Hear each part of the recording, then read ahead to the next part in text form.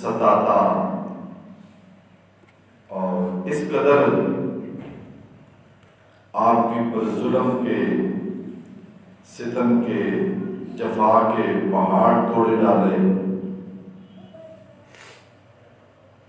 کہ اگر آج بھی اہل درد کے سامنے اس کیفیت کو بیان کیا جائے تو آج بھی درد دل رکھنے والے انسان اس کو سننے کی اور سمجھنے کی طاقت نہیں رکھتے۔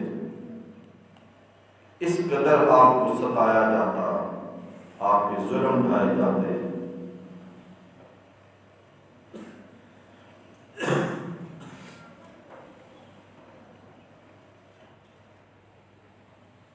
ظلم کا کوئی انداز ایسا نہیں تھا جو امیہ آپ کے اوپر آزماتا نہیں تھا۔ ہر ظلم کا انداز آپ کے اوپر آزمایا جاتا اور قربان جائیں رسول اللہ صلی اللہ علیہ وسلم آپ کے اس وفا شعار اور ایک بے مثال خادم کی، بے مثال غلام کی اور اس عاشق صادق کی اداؤں پہ قربان جائیں۔ وہ ہر ظلم سہ کے، ہر تکلیف برداشت کر کے، کوئی شکوہ اپنی زبان پہ نہ لاتا، اور جب بھی اسے کوئی لمحہ ملتا تو وہ اپنی زبان سے اللہ کی کبریائی کا نعرہ بلند کر دیتا۔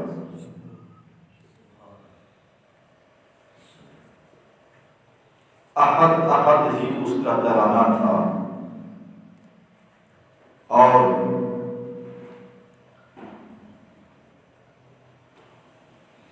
صحابہ کرام رضوان اللہ علیہم اجمعین یہ چیز دیکھ رہے تھے۔ محبوب کریم علیہ السلام نے یہ چیز دیکھی، حضور کے علم میں آئی، کیونکہ اس وقت تک ابھی جہاد کا حکم نازل نہیں ہوا تھا۔ یہی حکم تھا کہ ہر تکلیف کو برداشت کرو۔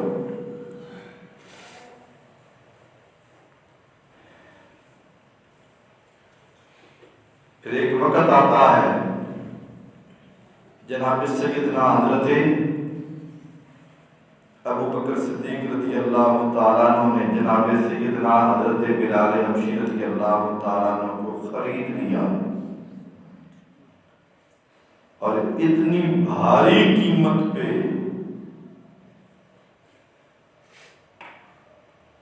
اتنی بھاری قیمت پہ آپ کو خریدا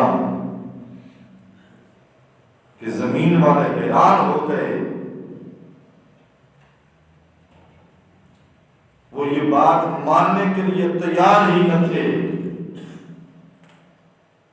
کہ بغیر کسی وجہ کے حضرت سیدنا ابو بکر صدیق رضی اللہ تعالیٰ عنہ نے جناب حضرت بلال حبشی رضی اللہ تعالیٰ عنہ کو خریدا ہے۔ دنیا سوچنے لگی،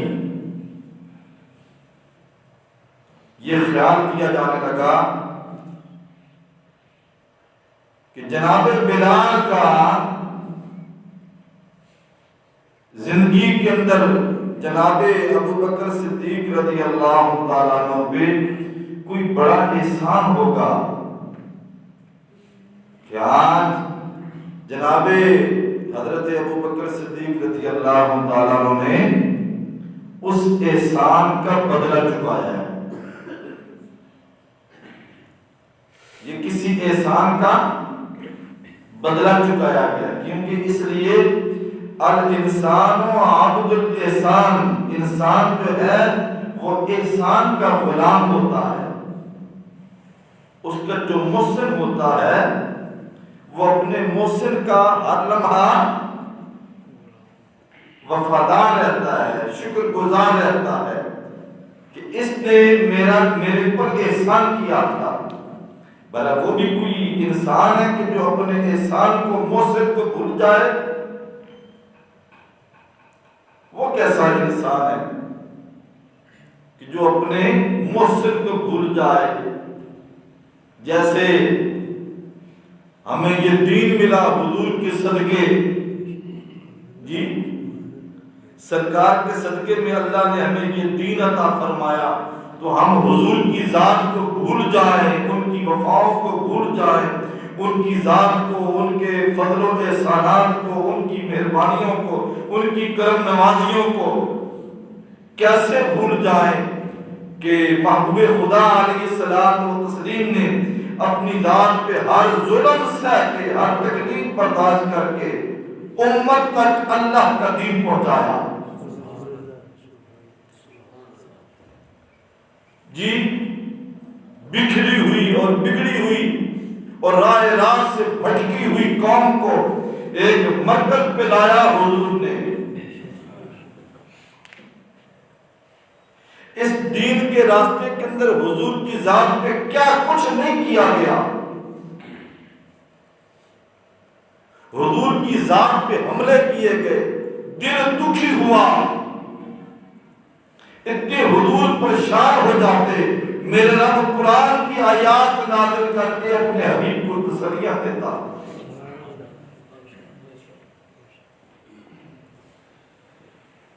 اعلیٰ حضرت نے کہا تھا، اور تم پہ میرے آقا کی عنایت نہ سہی، اور تم پہ میرے آقا کی عنایت نہ سہی، نجدیوں کلمہ پڑھانے کا بھی احسان گیا. یہ جو حضور نے تمہیں کلمہ پڑھایا ہے، وہ کلمہ پڑھا، تمہیں دین کی توفیقات مل گئی، تمہیں خدا کا پتہ کس نے دیا،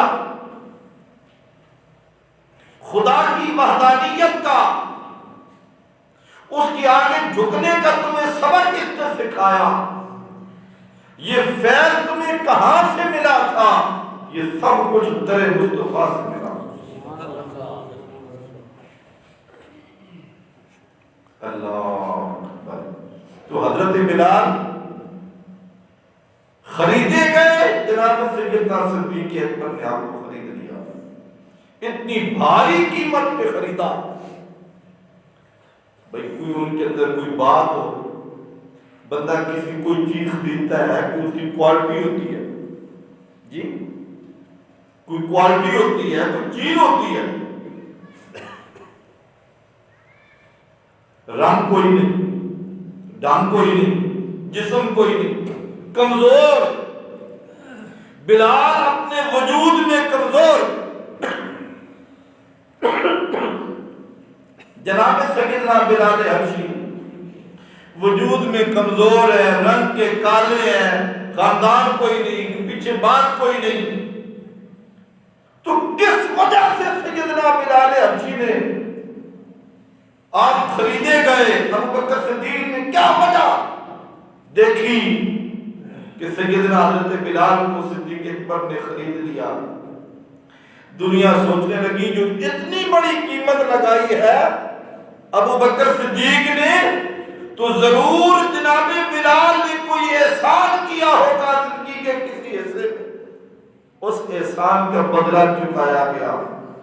میرے رب نے بیان کیا، لوگوں تم نہیں جانتے اس بات کو، صرف یا تمہارا خدا جانتا یا خدا کا پیارا مصطفیٰ جانتا، کوئی نہیں جانتا.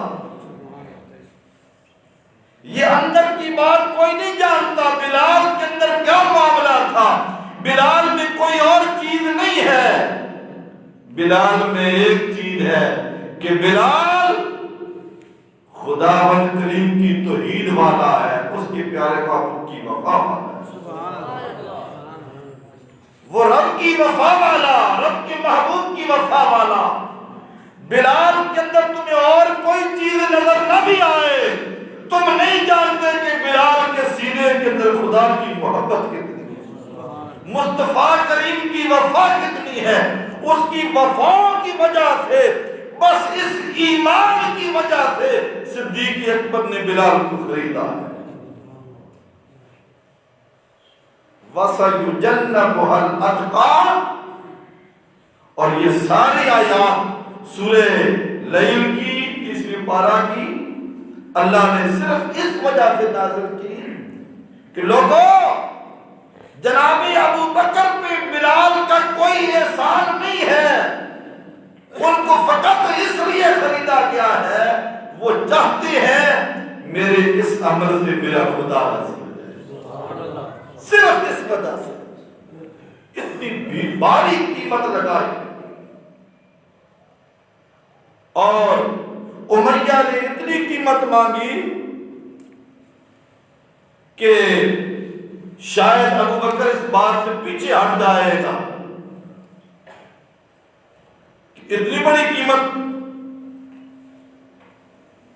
لیکن قربان جائیں سیدنا صدیق اکبر تیری محبتوں پہ قربان جائیں، حضور اپنے مولا کو خوش کرنے کے لیے، حضور سرور عالم کو خوش کرنے کے لیے کہ حضور خوش ہو جائیں گے میرے ابو بکر نے مجھ سے محبت کرنے والے بلال کو خرید کے آزاد کر دیا۔ سبحان اللہ۔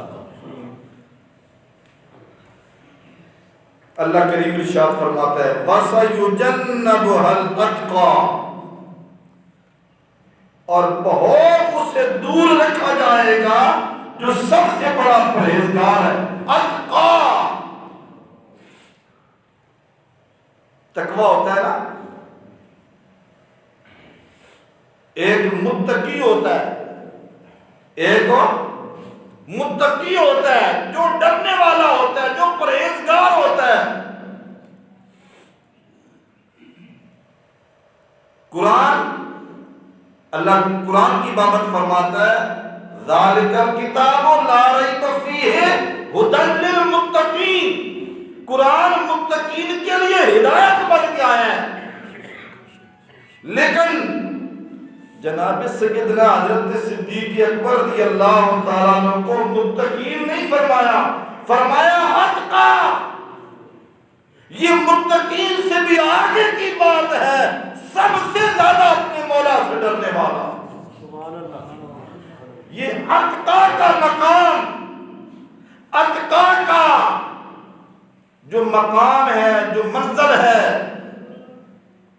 یہ کسی اور کے حصے میں نہیں آیا، یہ سیدنا صدیق اکبر کو مقام نصیب ہوتا ہے۔ وَسَيُجَنَّبُهَا الْأَتْقَى، اور بہت اسے دور رکھا جائے گا۔ کس سے دور رکھا جائے گا؟ دوزخ سے اسے بہت دور رکھا جائے گا۔ کیوں؟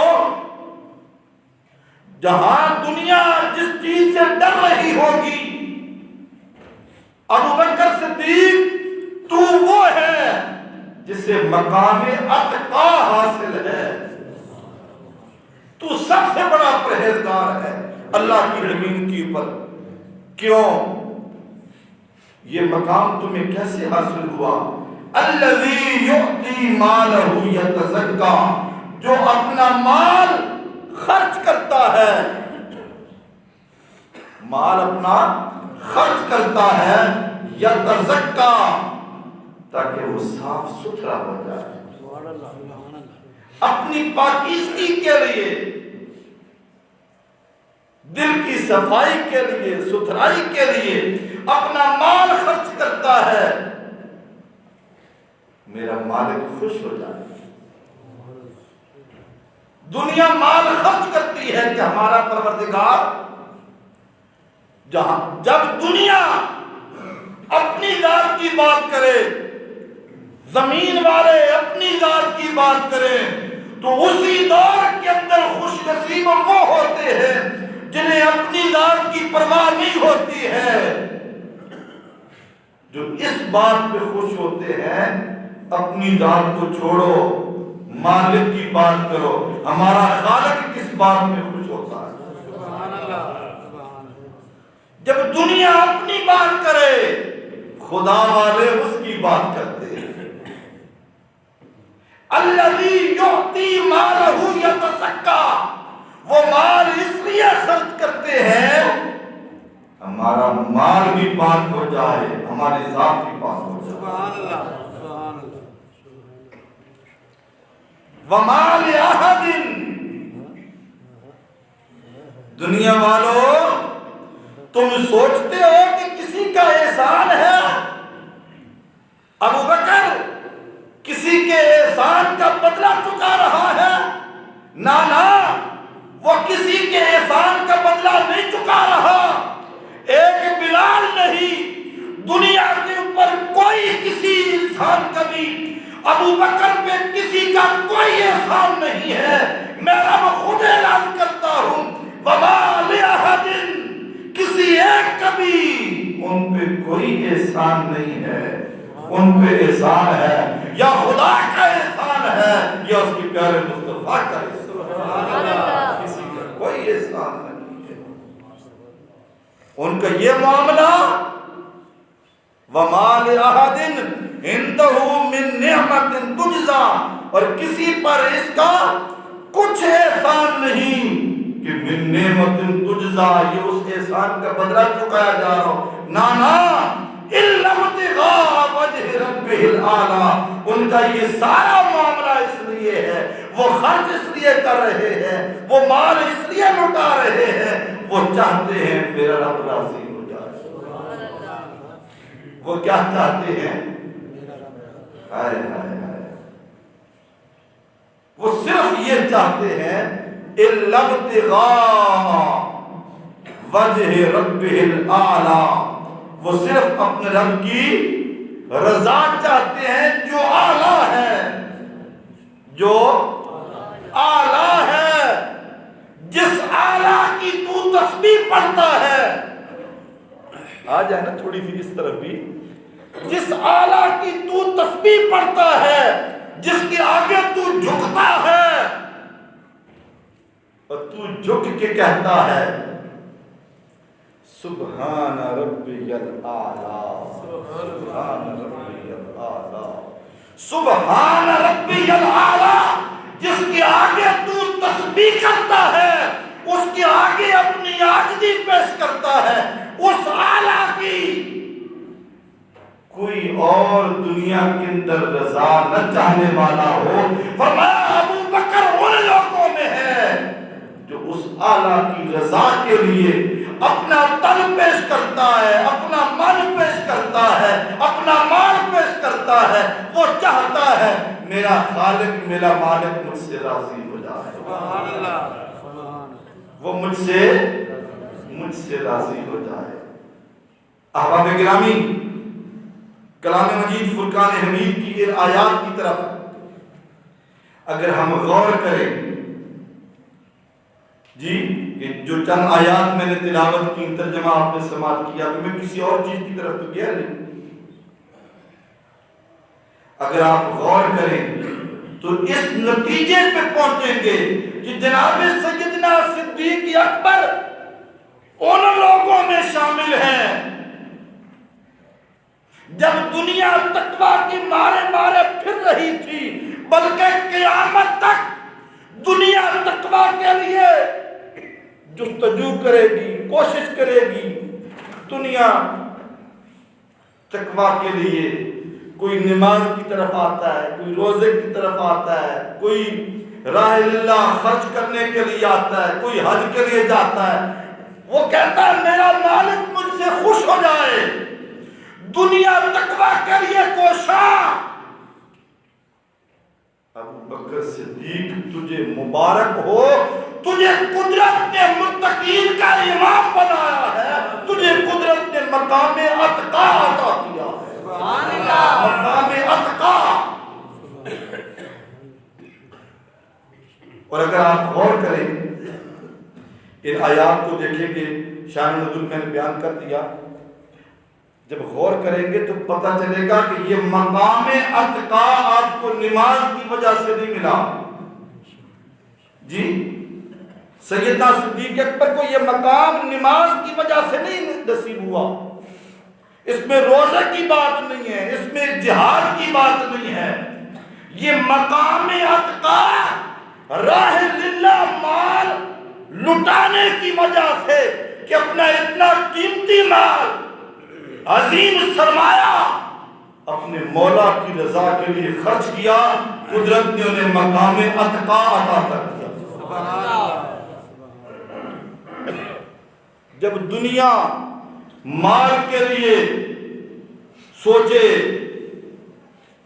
جی مال اکٹھا کر لیں، مال اکٹھا کر لیں، یہ دنیا کا مال دنیا میں رہ جانا ہے، لیکن وہ خوش نصیب لوگ جو اپنا مال اپنے مولا کی رضا کے لیے خرچ کرتے ہیں اور پھر انہیں یہ مقام ملتا ہے،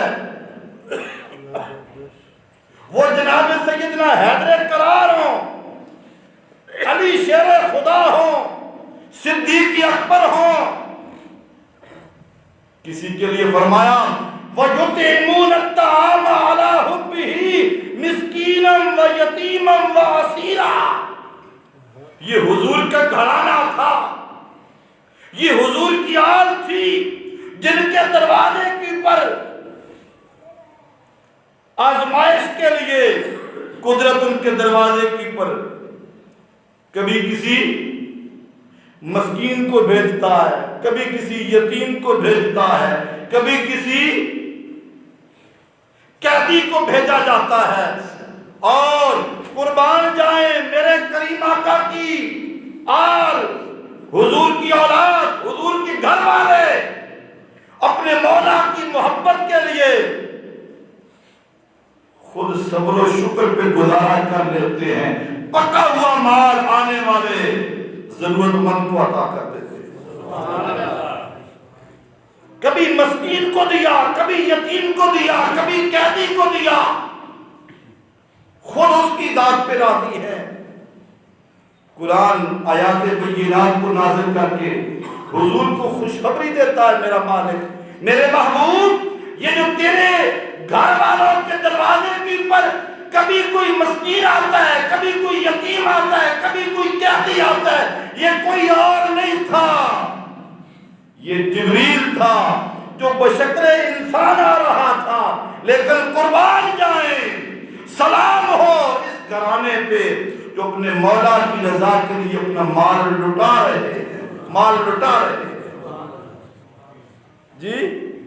اور یہ حضور کے یار غار ہیں، یار مدار ہیں، حضور کے وفا شعار، وہ ساتھی میرے کریم کے وہ عظیم غلام، اپنا مال خرچ کیا، مقام اتقا نصیب ہوا جی۔ تاریخ، مسلمان کی تاریخ، دین کا دیا ہوا سبق، ایک وقت وہ تھا جی، ایک وقت وہ تھا ایمان کے لیے، ایک وقت وہ تھا جب اپنے دسترخوان سے اٹھا کے دوسرے کو دے دیا جاتا، لیکن ایک وقت وہ بھی آیا، آج کا وقت، ایک لمحے کے لیے ذرا ہم غور تو کریں، بچے ہمارے سامنے بلک رہے ہیں، پچھلے صرف ایک ہفتہ پیچھے جائیے ذرا، مری کی ٹھنڈی ہواؤں کے اندر ذرا غور کریں نا جی، کیسا مسلمان ہے؟ مسلمان تو اس کی تو شان ہی بڑی اعلیٰ ہے، ایک جانور بھی جانوروں پہ رحم کرتے ہیں، یہ کیسا انسان ہے اپنے آپ کو مسلمان کہتا ہے، اس نبی کا نام لیتا ہے جس کی تعلیم کو دیکھ کے غیر مسلم بھی کہنے پہ مجبور ہو گئے کہ ان جیسی تعلیم کا علاج کے اندر کسی اور کے پاس نہیں ہے سبحان اللہ جی۔ اس نبی کے نام لیوا ماننے والے نہ بچوں پہ رحم، نہ عورتوں پہ رحم، جس دین کی تعلیم یہ ہے، جو جانوروں پہ رحم کرنے کا درس دیتا ہے. تمہارے پاؤں کے نیچے چمٹیاں نہ آئیں، ان کا بھی خیال رکھو، جانوروں کا خیال رکھو. حضور اپنے صحابہ کو فقط اس لیے تعلیم امت پیش کرتے ہوئے کہ پچھلے دور کا ایک واقعہ حضور سنا رہے ہیں. ایک عورت کو فقط اس لیے جہنم کے اندر جو ہے وہ دھکیل دیا گیا کہ اس نے ایک گھر کے اندر ایک بلی کو رکھا، نہ اس کو کھلا چھوڑا کہ وہ چل پھر لیتی اور اپنا رزق کا بندوبست کر لیتی. جی بند کیا رکھا، اس کو کھانا نہیں دیا. جی وہ بھوکی مر گئی، پیاسی مر گئی. فرمایا اس کے اوپر قدرت نے جہنم کو لازم کر دیا. اور فقط اس وجہ سے حضور فرماتے ہیں ایک شخص کو اللہ نے، ایک حدیث میں عورت کا ذکر آتا ہے، بخاری شریف کے اندر ایک مرد کا ذکر آتا ہے کہ اس نے ایک کتے کو پانی پلایا. جو کتا بھوکا مر رہا تھا، پیاسا مر رہا تھا، اس کو پانی پلا دیا. قدرت اس کے اوپر مہربان ہو گئی. تو میری مخلوق پہ مہربان ہے، تیرا خالق تجھ پہ مہربان ہے. سبحان اللہ. سبق یہ ہے، نتیجہ یہ ہے، اگر کتوں پہ رحم کیا جائے تو وہ مہربان ہو جاتا ہے. اگر انسانوں پہ رحم کیا جائے تو قدرت کی کتنی رحمتوں کا نزول ہوگا. آج ہم کیسے انسان ہو گئے، کیسے مسلمان ہو گئے. ہمارے دعوے دیکھیں، یہ سارا کچھ کس لیے ہے؟ خوف خدا نہیں رہا. جی سردیوں کا موسم ہے، بارشیں ہیں، ٹھنڈک ہے، دائیں بائیں اگر دیکھ لیا جائے، اگر تجھے اپنے بچوں کا ہے تو وہ بھی تو اسی خالق کی مخلوق ہے، وہ بھی تیرے مولا کی مخلوق ہے. ہمسایوں کو دیکھ لے کر ماں، جی رشتہ داروں کو دیکھ لے، اپنے عزیزوں کو دیکھ لے. کیا پتا تجھے حلال نوافل کا اتنا ثواب نہ ملے جتنا کسی مجبور کی مدد کرنے کے اندر اللہ تجھے اپنی رضا کی، اپنی رحمت کے خزانے عطا فرمائے کہ تو اس کی مخلوق پہ رحم کرے گا، کائنات کے خالق تجھ پہ رحم کرے گا. اللہ کی ذات ہمیں سمجھنے کی توفیق عطا فرمائے، عمل